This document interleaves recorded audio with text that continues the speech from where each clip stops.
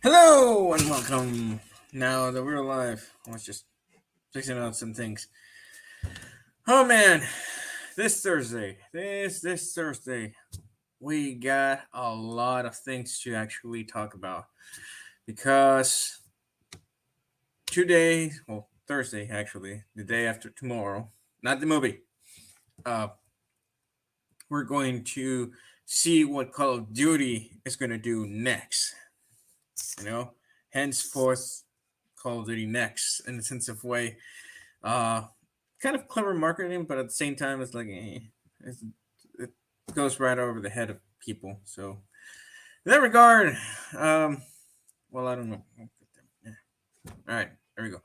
Um, so what are my thoughts on this? Well, I got no thoughts on the event because we're not in the event. We didn't receive an invitation. We're gonna see it just the stream. I'm gonna pour my thoughts after it, but I'm gonna give it a little bit of more time. I may not do a video immediately or stream it immediately after the event because I need to either rewatch some parts in order to get it clear, either or just notes. Even though I have the notes, but rewatch the whole thing just in case I miss something. Um, so that's gonna be the thing for Thursday. My expectations, because this is a video of expectations to the event. I expect Infinity Ward to actually tell us, okay, not everything about the campaign, but more so everything about multiplayer and everything about Warzone. And what's the third mode going to be? Is it going to be a DMC? It's going to be Spec Ops. If DMC and Spec Ops is two different modes, and it's going to be four for, uh, actually five, because if you consider Warzone a part of the Modern Warfare engine, so that even though it's its own thing, in a way, but still the same engine. Um, that's going to be a thing. We want to know if it's going to be different applications. If Warzone 2 is going to be a different application than Modern Warfare 2, because uh, not only myself, Espresso, Exclusive Ace, Prestige, Drifter, Slasher, anyone can tell you if they were playing Cold War and they wanted to go to Warzone immediately, they had to boot Modern Warfare in order to play Warzone. Or if they wanted to play just Modern Warfare, or Warzone, no, they had to play Warzone. They had to boot Modern Warfare because Tal was there in Modern Warfare. I understand it was going to be its own thing, and then it just boom, it exploded Call of Duty and launched it to fame, much more than ever before. Congratulations on that, Infinity Ward. Um, so yeah, we wanted its own application. If I want to play Warzone, I want the application Warzone boot, but it still shares information of what I've done in Modern Warfare 2 in multiplayer. The level ups and everything. Because servers. So that's one thing. A second thing, I wanted them to tell us how the new gunsmith system is going to work, because what Espresso and all the others that were briefed, it seemed, and I rewatched it over and over. It seems like they had a very brief of the brief of what it's going to be. So yeah, we want more information about it. How's it going to work? How is it going to look? Uh, Aesthetics. How, I don't know, a lot of stuff. Operators, if they're back, how is it going to work for their customization? Is it going to be just one outfit and you cannot interchange anything? And if it's going to be, you unlock an outfit and it's going to be interchangeable with other outfits, parts of it, that's going to be great. One thing that I don't want to see back, it's leveling up operators. If I want to know more about the backstory of the guys or what weapons they like and everything, or how they are in personality, even though you have the voices of them, I would like it more so to through challenges. Uh, Ghost. backstabbing or throwing knives or silent kills. A very good example: D-Day, AR, shotguns, grenade launcher. You know, and I assume also with the 50 cal sniper rifle because he's Texan and big guns. uh, Same with May. Same is like unlock it through challenges. Don't level up and calling cards and everything. It appears it's just another type of bullshit that Sledgehammer's added that it's worthless. So if I want to unlock costumes, I want it through challenges. Cold War did it right with operators because, in a sense of way, they told you how operators uh, behave on the field. I think my favorite operator from Black Ops is not neither Adler nor Price nor Woods. Is well from the enemy team is actually Portnova, and obviously Woods for the. But that's just because I respect James, even though he's not voicing uh, this Woods, but still. Um, yeah, that I want that. Kill streaks. I want to see how it's going to work. One thing that I didn't comment because I saw the AC-130 was that it seemed like it fired a missile. For those of you that don't follow military news too often, the new AC-130 only has the 40 millimeter cannon, the 105, and they removed the 25 a Gatling gun in exchange to actually add the functionality of launching a Hellfire missile instead. This comes as a modification, more so because of the reaction of Russia versus Ukraine war, that armored tanks and everything in anti-air. So instead of the Gatling gun that was used more so for personnel, the Hellfire missile configuration is ready available in order to take and SAM threats or AAA's armor vehicles more efficiently if the rounds don't get through or damage the vehicle enough to actually render it useless. So that's a quick note, but yeah, I saw it on the what was it, 5 second thing. So that's a thing. Another thing that I want to is like they explain each mode clearly and no speculations. I want everything explained without us speculating what they mean about it.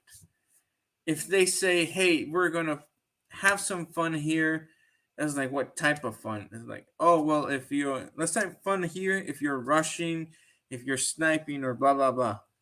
Be specific. Don't let everything to interpretation. Because if you leave everything to interpretation, bad shit happens.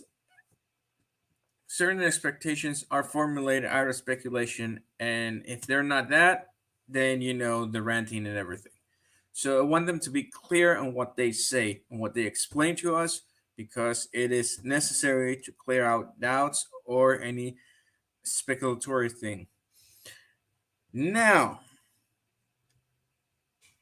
I saw what they were doing with unlocking, all the stuff. Well, the question with unlocking all the stuff of the beta, reaching level 30, is are you going to give us from Xbox and PC enough time to actually unlock all the stuff? Because remember, PlayStation still has the fucking exclusive. Sorry for language. It's like they still have that thing, and they shouldn't have that thing. So, is it going to give us enough time for us Xbox and PC players to unlock all of that stuff? Because some of us work, some of us have school because we're returning to school. Some have both, so they might not have enough time. Life stuff. So, are they going to give us enough time for it to actually reach level 30? Just asking here questions. And now we go into what I. Oh, man.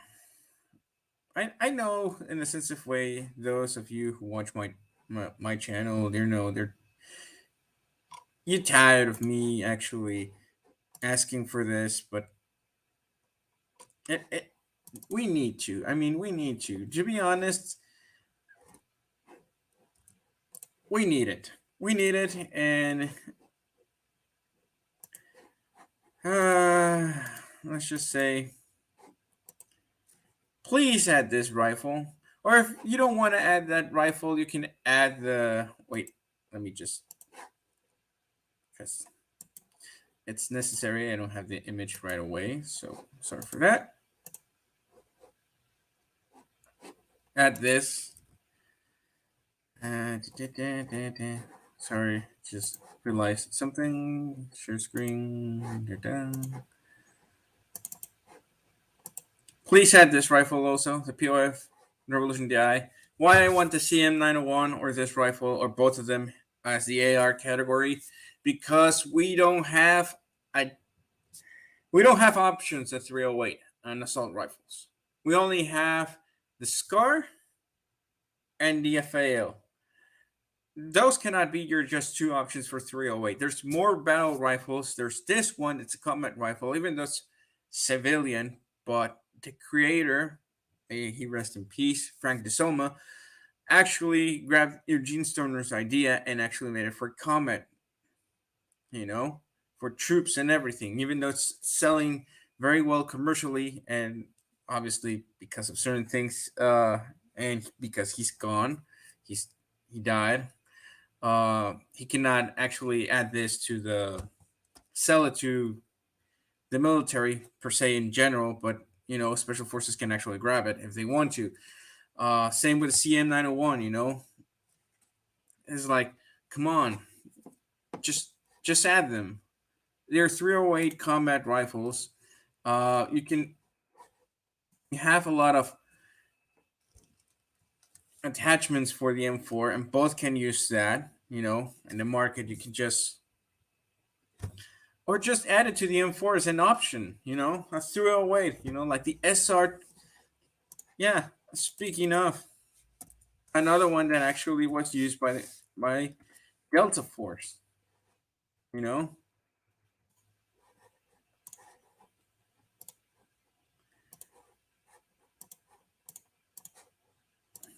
here the SR-25, and they had a combat version for Delta Force. To go into rooms or in caves in order to clear them out.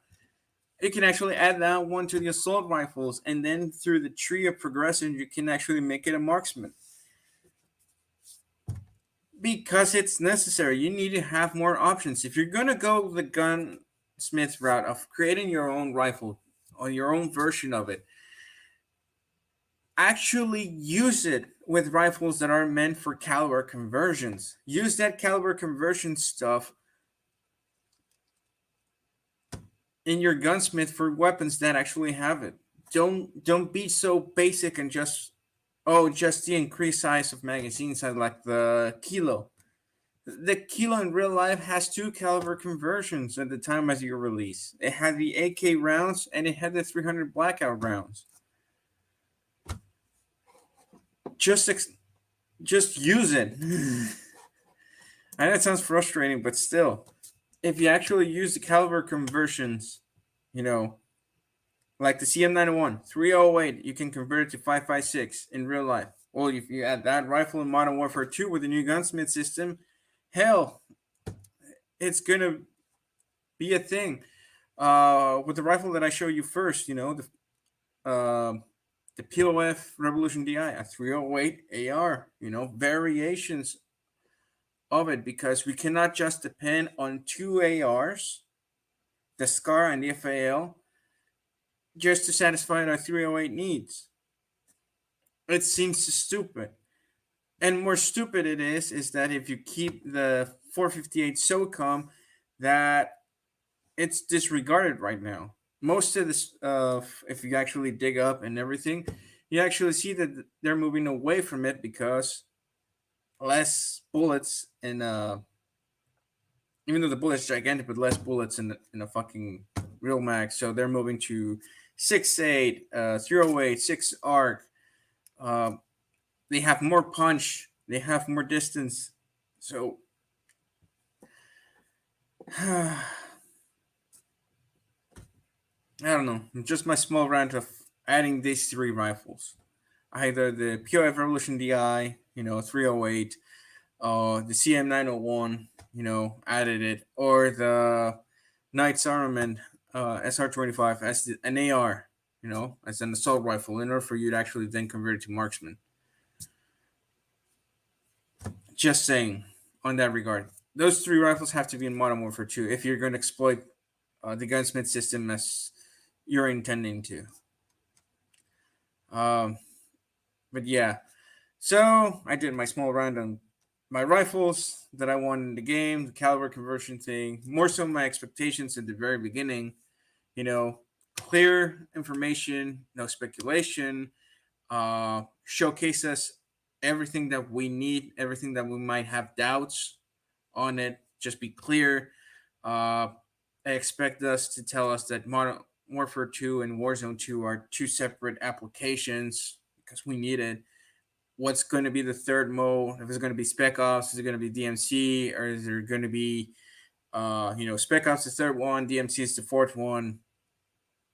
Resolve us our doubts on that front.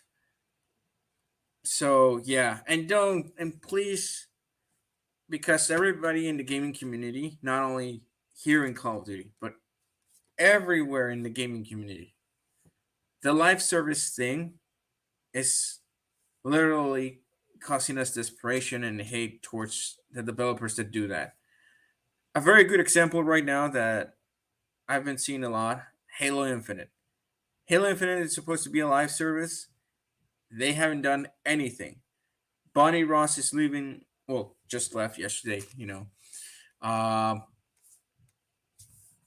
the she left 343. So that tells you there must be some problems. Even though she said there's personal stuff that she needs to attend to, and I understand in that regard, but then they haven't done anything. Another live service that was promised, Cyberpunk 2077, crashed. Other games that have been live service, they haven't met the expectation that we needed. So no live service, just give us the content. Like, hey, we have some bugs here, like Trello board, fix it. And once you fix most of it, that is not game breaking, you can release content. That's the way. Don't be that stupid live service. And no, don't say that, because for as much as we love and I love Call of Duty, there's a very good chance that people that have the same love that I have for Call of Duty can walk out the door once they hear live service. For as much as the game is awesome, multiplayer and everything, and I'm saying it just to be cautious about it. I won't walk away because it looks promising. I want to play it. I literally want to play it. I'm just waiting for Thursday, also payday, to actually pre-order the Vault Edition, because one thing that you can expect if you love Call of Duty, Infinity Ward always delivers. They know how to deliver because they know Call of Duty the best. So every time that you see an Infinity Ward game, you can pre-order it, regardless of the edition. They never disappoint. Um, well, Ghost campaign, Infinite Warfare. The campaign was awesome. Zombies was okay, but just multiplayer was a copy paste of the Black Ops 3. But Black Ops 3 had the hype at that time. So yeah, so that's are my expectations.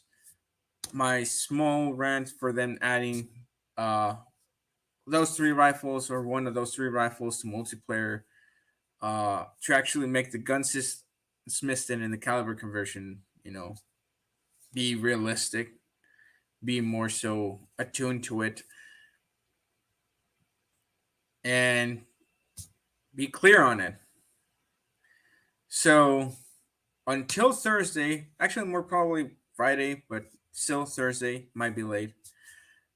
So until after Call of Duty Next, just to put it in that perspective, stay safe, take care of yourself and your loved ones.